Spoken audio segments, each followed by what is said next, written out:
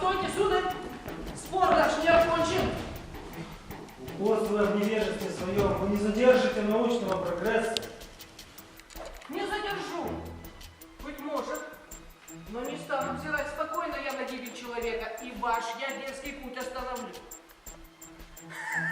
Уж не своей ли шпагой, вот потеха. А вы бы предпочли гранатомет.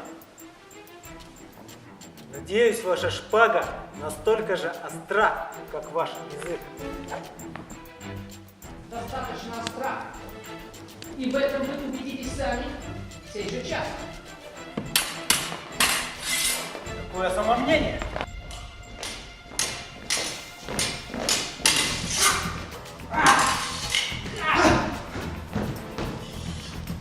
Покайтесь во грехе, и вам простятся и Хиросима, и Напалм, и дыры, что вы наделали ракетами в озоне.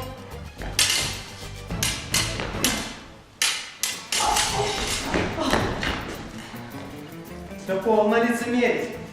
Вы ведь верно живете не в пещере, костром, не освещаете глубокое жилище. А что до дыр в озоне, то наука способна этот слой восстановить. А развращение молодежи, а загрязнение окружающей среды. Телефон? А у вас по прививанию. Мне продолжать? Не защищайтесь. Как вы не уймете?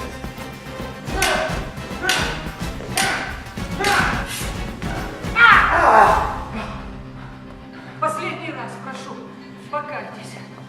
Ни за что!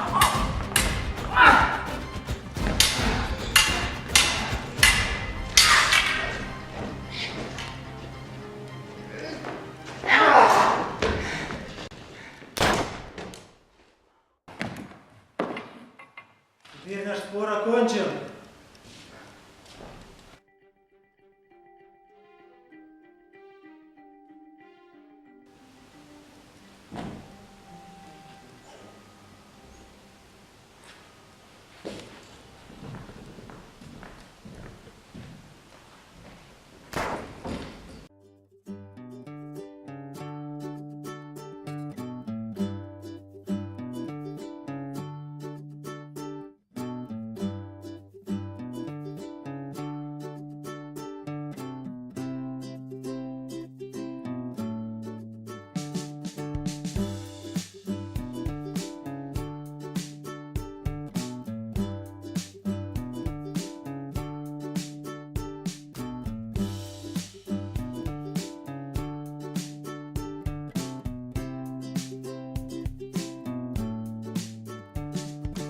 Французская техника. Держим в руках шпагу. Указательным пальцем держим рукоятку снизу.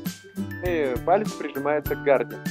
Сверху кладем большой палец правой руки. Тоже прижимается к гарде.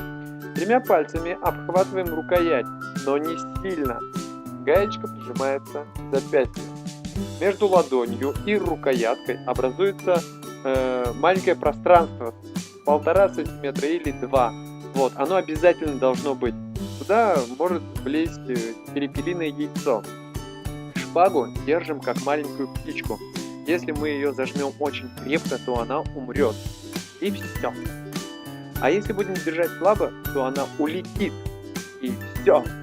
Поэтому держим ее очень мягко, нежно, но крепко. Указательным пальцем, большим пальцем. 3 пальчика поддерживают, гаечка прижимается к запястью. Вот это и есть французская техника.